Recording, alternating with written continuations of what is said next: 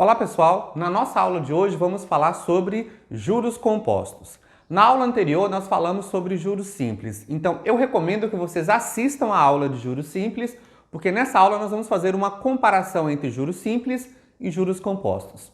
Nas questões de juros compostos vocês vão encontrar algumas expressões que serão bem características e recorrentes, tá? Entre elas, capitalização de juros, incorporação de juros ou juros sobre juros.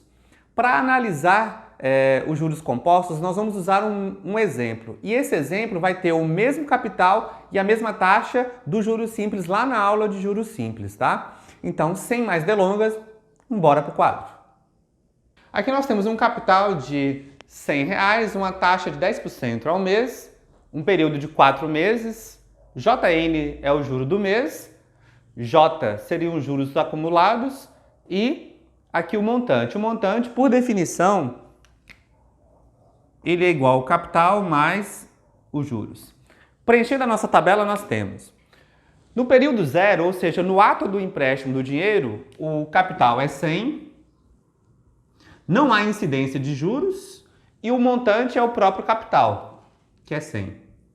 Então, no período zero é só para saber os dados iniciais, tá? Do empréstimo. No caso lá, R$100 por capital e o montante é o próprio capital. No período 1 nós temos o capital é R$100, o juro do mês é 10% do capital, que é 10, o juro acumulado é 10 e o montante é o capital mais o juro acumulado, que é 110. A partir do segundo período, nós percebemos a diferença da evolução dos juros simples em relação aos juros compostos.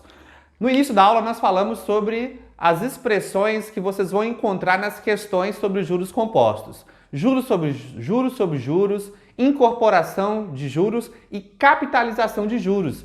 Esta última expressão ela é bastante importante e vai nos ajudar a interpretar a evolução do montante no caso dos juros compostos. Por quê? Lá fala que há uma capitalização de juros, ou seja, os juros viram capital. Aqui nós temos um juro de R$10. Quando você somou ao capital, agora você tem um montante de 110.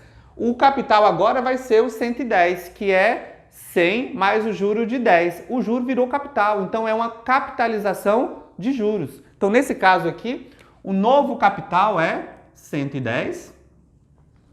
A taxa de juros do mês é calculada em cima do capital, que não é mais 100, agora é 110. Então vai ficar 10% de 110, que é 11.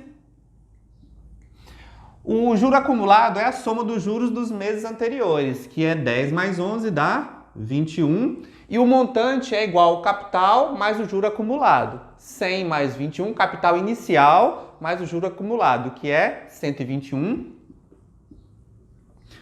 O capital do mês agora não é mais o 110, agora é quanto? 121. O juro do mês é 10% agora de 121, que é 12,1. 12,1. O juro acumulado é a soma dos juros anteriores, dos juros dos meses anteriores. Ou vai ser 21, que é o acumulado até o mês anterior, mais o juro do mês, que é 12,1. 21 mais 12,1 dá 33,1. Então dá 33,1. Então aqui vai ser 133,1. Porque o montante é a soma do juro acumulado mais o capital inicial. Então vai ficar 133,1.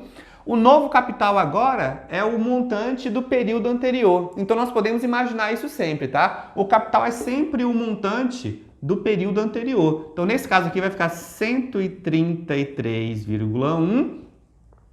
O juro do mês vai ser 10% desse valor. Então vai ser 10% de 133,1, que dá 13,31. 13,31. O juro acumulado é igual à soma dos juros dos meses anteriores. Então vai ser 10 mais 11 mais 12,1 mais 13,31. Vamos somar aqui? Me ajudem aqui. Vai ficar 10 mais 11 mais 12,1. Vou colocar aqui uns zero só para facilitar.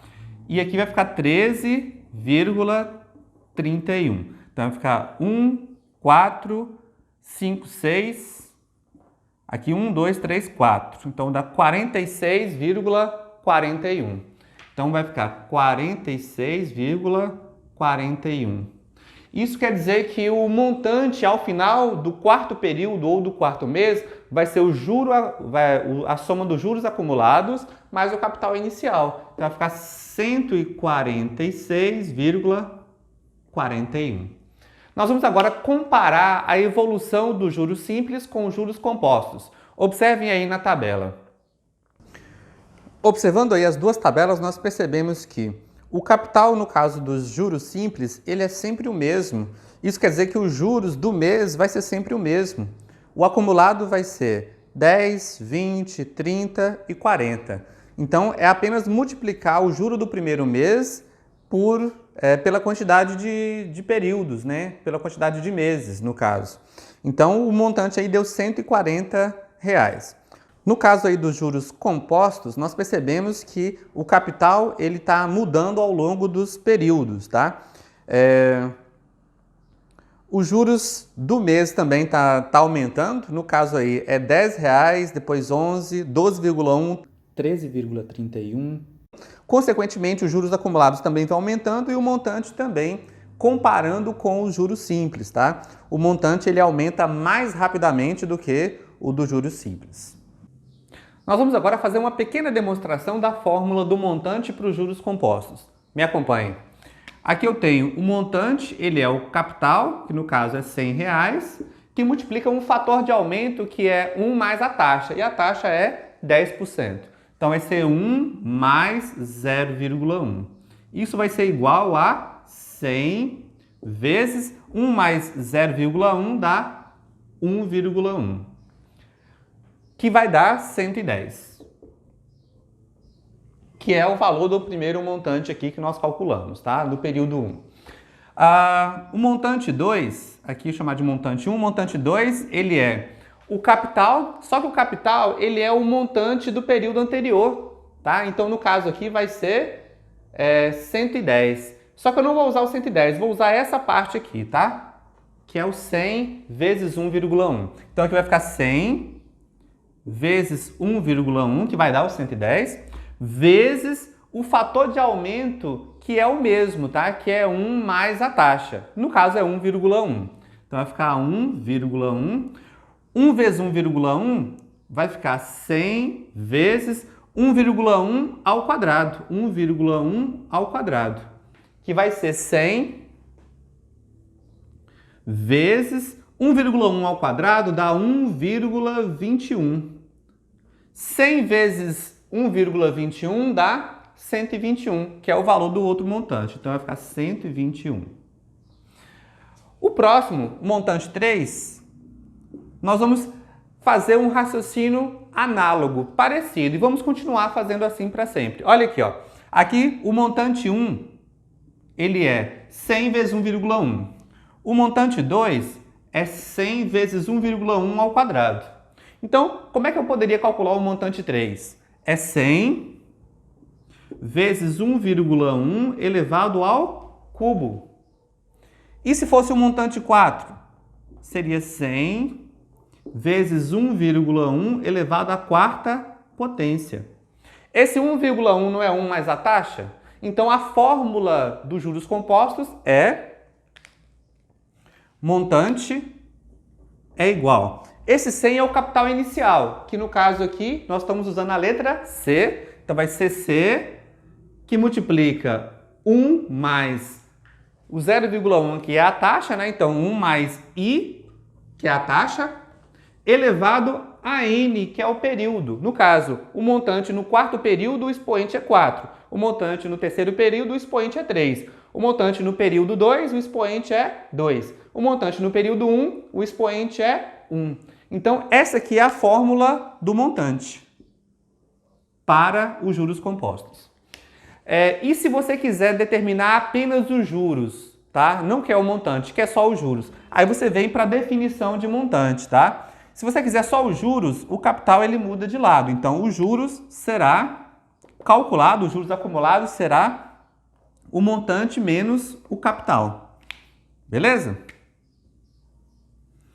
Bom, nós vamos agora representar no mesmo plano cartesiano a evolução dos juros simples, do montante dos juros simples e do montante dos juros compostos, para a gente poder fazer um comparativo através do gráfico, tá? Nós já fizemos o gráfico dos juros simples lá na aula de juros simples. O gráfico era uma reta ou semi-reta, tá? Aqui no caso aqui nós vamos representar a semi-reta dos juros simples e a função exponencial dos juros compostos. Observando aqui, nós temos aqui a fórmula dos juros compostos, sendo C que multiplica 1 mais a taxa elevado a N. Esse N aqui é variável, então essa função é uma função exponencial ou tipo exponencial. O 1 mais a taxa, como a taxa é sempre positiva, vai dar um valor maior do que 1. Isso quer dizer que é uma função exponencial crescente. O gráfico está representado aqui. Juntamente com o gráfico da função dos juros simples, nós percebemos que os juros compostos, ele aumenta, o montante varia de forma mais rápida do que nos juros simples. E uma observação interessante sobre os gráficos, tá? Para uma mesma taxa, um mesmo capital e a mesma unidade de tempo, os dois gráficos eles se encontram duas vezes. Se encontram na origem, é óbvio, né? Porque eles começaram com os mesmos valores, e também no período 1. No período 1, o montante dos juros simples é o mesmo montante dos juros compostos. Isso significa que para uma questão em que o período é 1, a fórmula que você vai usar, o jeito que você vai analisar, não importa, o resultado vai ser o mesmo. Outra observação importante, para um período entre 0 e 1, vou colocar o 0 aqui para facilitar a nossa análise, entre 0 e 1, os juros compostos ele é menor do que os juros simples. Essa pergunta ela raramente acontece nos vestibulares, mas acontece com mais frequência nos concursos. Os concursos de banco ou que envolvem matemática financeira costumam cobrar essa observação, cobrar essa informação, tá? Pessoal, nas próximas aulas nós vamos resolver algumas questões sobre juros compostos e também sobre juros simples, tá? Qualquer dúvida que vocês tenham, nos procurem nas nossas redes sociais, grupos de WhatsApp ou nos comentários do vídeo aqui embaixo, tá? Não se esqueçam de se inscrever e ativar o sininho de notificações. Abraço!